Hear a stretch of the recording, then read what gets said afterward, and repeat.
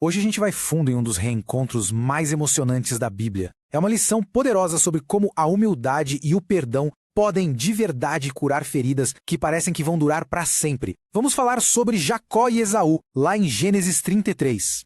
Pensa só nisso. 20 anos. 20 anos de distância, de culpa, de medo. Como é que se cura uma ferida que ficou aberta por tanto tempo? Pois é, a história desses dois irmãos nos dá uma resposta que é surpreendente e, mais do que tudo, muito inspiradora. Para a gente entender o que está prestes a acontecer, é fundamental lembrar de onde Jacó está vindo. Ele acabou de ter um encontro que mudou a vida dele com Deus. Ele está, num pico espiritual. Mas agora vem a prova de fogo. Encarar a pessoa que ele mais feriu no mundo, o próprio irmão. É o momento de acertar as contas com o passado. E logo de cara, o maior medo de Jacó parece que vai se tornar realidade. Ele olha para longe e vê Esaú vindo na sua direção. Só que ele não está sozinho. Não mesmo. Esaú está vindo com um exército de 400 homens. 400! Imagina o pânico, a certeza de que a vingança finalmente chegou. O coração do Jacó deve ter congelado na hora. E vamos ser sinceros, esse medo todo não era à toa. Jacó carregava o peso das suas escolhas por 2 décadas. Ele mentiu para o pai. Ele roubou a bênção que era de Esaú por direito e teve que fugir para não morrer. 20 anos se passaram, mas a memória, a culpa, ela ainda estava ali, bem viva e bem pesada. Vendo aquele perigo todo, Jacó age rápido. Ele cria um plano que mostra o tamanho do medo dele, mas também uma nova responsabilidade. Primeiro, ele protege a família, dividindo todo mundo em grupos, na esperança de que pelo menos alguns consigam escapar se o pior acontecer. E então, ele toma a decisão mais corajosa da vida dele. Ele vai na frente, sozinho, para encarar o irmão e o que quer que venha pela frente. E é aí que acontece o gesto que muda tudo. Conforme Jacó se aproxima, ele se curva até o chão. Ele não faz isso uma vez, mas 7 vezes. 7!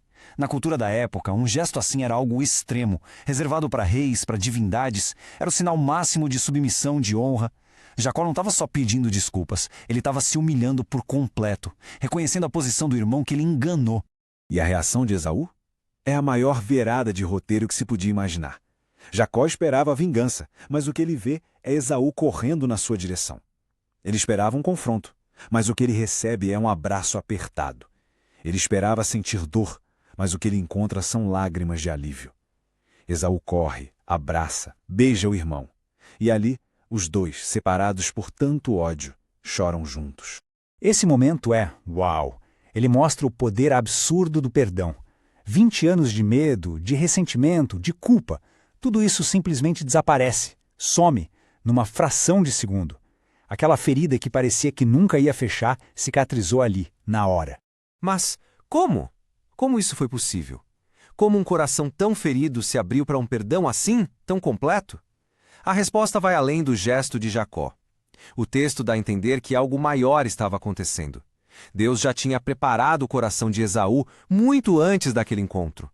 A mudança não foi de repente. Foi o resultado de um trabalho divino, silencioso, que se revelou naquele abraço. No meio de toda aquela emoção, Jacó insiste para que Esaú aceite os presentes que ele trouxe como um sinal de paz. E é aí que ele diz uma das frases mais profundas da Bíblia inteira. Porque ver o teu rosto é como ver o rosto de Deus, já que me recebeste com tanto favor. E isso, gente, não é só um elogio. É uma declaração de fé poderosíssima.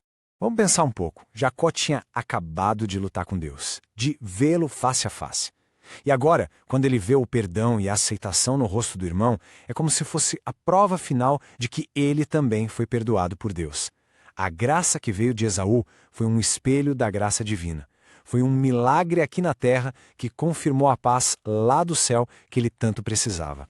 Depois dessa reconciliação toda, Esaú, super generoso, convida Jacó para seguirem viagem juntos. Mas Jacó, com muita sabedoria, diz que não. Ele sabe que as famílias, os rebanhos, o ritmo de cada um é diferente. Essa decisão não é uma rejeição de jeito nenhum. É um ato de cuidado para preservar aquela paz que eles acabaram de encontrar, sabe? Para evitar qualquer estresse no futuro. Eles se separam como irmãos, cada um para o seu lado, mas finalmente em paz. A jornada de Jacó termina por enquanto em Siquém. E a primeira coisa que ele faz quando se estabelece não é uma casa, nem um poço, é um altar. E isso é muito mais do que um monte de pedras. É um monumento de gratidão. É a forma de Jacó dizer publicamente: Foi Deus que me trouxe até aqui, quem me protegeu e quem restaurou tudo. É o marco zero de uma nova vida, finalmente livre do peso da culpa. Então, o que a gente tira de lição dessa história toda? Acho que as mensagens são bem claras. Primeiro, a humildade de Jacó foi a chave que abriu a porta para o milagre. Segundo, o perdão tem um poder de cura que é instantâneo.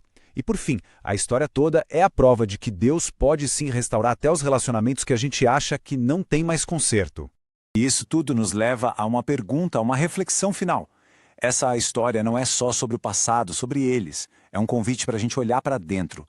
Qual relacionamento quebrado, qual mágoa antiga na nossa vida pode ser o próximo a ser curado pelo poder da humildade e da oração? A história de Jacó e Esaú nos deixa essa certeza. O milagre da reconciliação é sempre uma possibilidade.